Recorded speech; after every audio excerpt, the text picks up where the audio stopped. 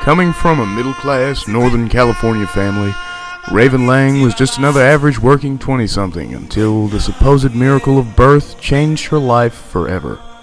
She described her birth in these terms. After my birth, where I had to fight for my partner to be there, where I was given no water, not allowed to stand, where I was strapped down, it was kind of like being thrown in jail. I gave birth in captivity. When doctors could not answer her questions about what had occurred, Lang decided to find them out for herself through any means necessary. 7 months later, her answer came on a mountaintop amongst a convent of meditating hippies. Lang had not only witnessed her first birth, but her first natural birth. It answered all of her questions and convinced her to enter into midwifery, even if that meant training herself, because midwives had to have a medical degree, and she was only a nurse. A year after being enlightened, though, Raven would be disillusioned by a medication-induced, artificial, and haphazardly executed birth.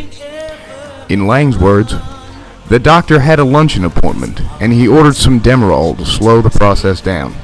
Upon the doctor's return, the mother had fallen asleep and labor had stalled. Little did the mother know that the doctor had given her a healthy cocktail of Pitocin and pain pills to numb her cervix, to the point where the child had to be born by forceps delivery. The baby was in shock and had to be resuscitated through spanking until a normal color, tone, and respiration could be established. Afterwards, Raven redoubled her efforts and sought further guidance on the subject. Meeting with Dr. Don Creeley of the Stanford University Obstetrics Department, who guided her through the process of labor step by step, explaining the why and how behind his methods. After illicit late-night studies at Stanford, Lang was equipped with the tools that she needed to start the Santa Cruz Birth Center in 1971. It was formed in response to the lack of prenatal care in the Santa Cruz area. After a dozen births, Lang would hire an assistant, and for 17 years her business would expand, staff and scope-wise, from Palo Alto in the north to Big Sur in the south. She brought midwifery to the masses and inspired generations to follow in her bold and empowering footsteps. In 1974, Lang's life and career would take another giant leap forward. After being called to British Columbia to give midwifery care to Doukhobors, a Russian Orthodox group, and hippies who eschewed traditional healthcare, Lang would achieve her first magnum opus outside of the delivery room in the form of the birth book. The birth book was challenged in the courts as obscene, but praised in the classrooms as revolutionary. It was one of the first to expound upon perinatal practices such as imprinting, which claims that holding your child during birth is important to infant growth and development. After the book, Lang engaged on another sojourn to British Columbia, where she founded the Vancouver Free Childbirth Association.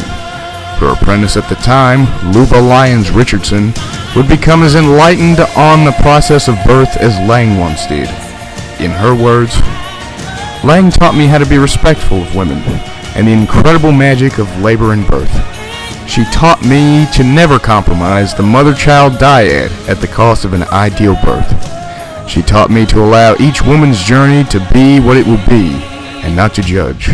The lessons she taught me have remained my guide. In Raven Lang's honor, a patch on the International Honor Quilt is named. Inscribed is an image that reads, "Mother of Midwifery," with colorful images adorning the centerpiece. Lang has since adjusted her focus to traditional Chinese medicine, incorporating elements of acupuncture with midwifery to help ailing pregnant women. Thanks to Lang, women are reclaiming their bodies and once again realizing the natural beauty and miracle of birth.